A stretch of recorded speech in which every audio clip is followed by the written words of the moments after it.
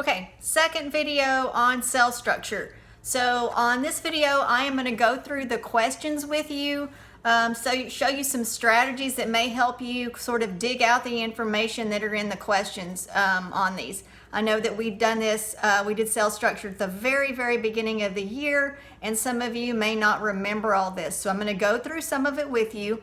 After I get through doing this, I'm going to post pictures of my paper on Remind so that you can see it, and I'm also going to post pictures of my spiral so that you can see my spiral. You shouldn't need your spirals this time. All of the answers to these questions are in the reading, and so I'm going to go through here and show you how to kind of pick through a lot of this reading to help you out with your questions. So your first question, number 1 on the back, says give an example of a one-celled organism and a multi-celled organism. So in that first paragraph, sorry, my battery keeps going low. In that first paragraph, it tells you an example of a one-celled organism is an amoeba. But we have talked about other one-celled organisms. So remember that bacteria is unicellular. So anything, remember, that is a plant, animal, or fungus, most of all of those things are going to be multicellular. So you can use any number of examples for multicellular. So number two has several parts to it. So it says, what is the function of each of the cell parts? Remember that a function is just a job. So here's what I did on number 2. So number 2, ask for the functions of each one of those organelles, and you'll see that mine are all in pink. So what I did was I went on the front of my reading, and every one of these organelles that are listed here in pink, I got me a pink, and then I went to the front, and every one of those in number 2, every one of those organelles, I highlighted them in pink. Now, you don't have to use pink. You could use any kind of map color that you had. You could use a red pen, or if the only thing you have is a pencil, shade it in. So that's what I did for number 2. So I went in again on number 2 for each of those organelles, and I just highlighted it a color so that you can easily find them, because there's lots of information in this text, I know. And then I just went through and found the job of each one of those. And then number 3 is probably the most difficult question on here. And so what I did for number 3 was I'm going to highlight it for you. So number 3, the answer to number 3 is down here at the bottom. It's just above vacuoles. And I know it's hard to see right now, but I will post a picture of my paper on Remind.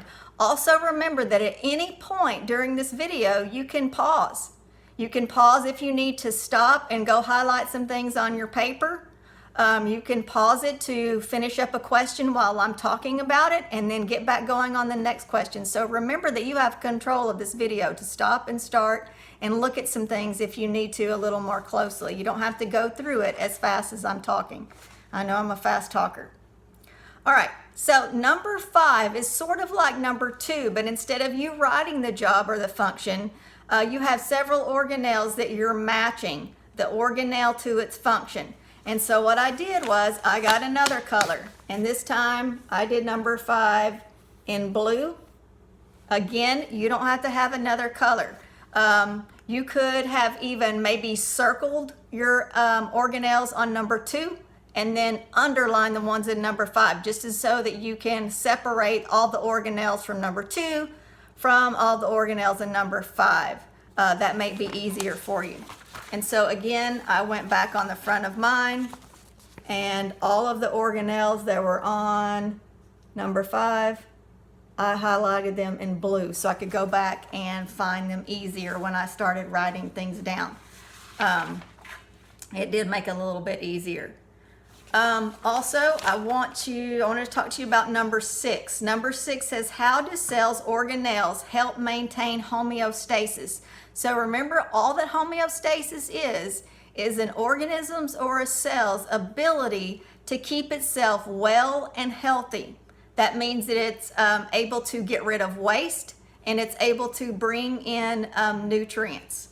So remember that to maintain a homeostasis, all it means is to stay balanced and healthy. And then go down to number 9. So number 9 says a cell with many mitochondria. So remember, all cells aren't exactly the same. Some have more mitochondria than others. So I want you to think about number 9. What do mitochondria do? Okay, so if you know what mitochondria does, write it down beside number 9, and then that's going to help you find the answer to number 9. On number 10, number 10 says after a protein molecule is made, it is transported out of the cell, and it gives you a list of which organelles do that. So what I did on each of those answer choices, and I just quickly jotted something down, the function to each of those organelles on number 10, so that I could pick the best answer. I'll see if I can get it up there for you. So remember, you can pause the video if you want to go write those down on your paper. But I'm also going to post a a picture of my paper on Remind as well.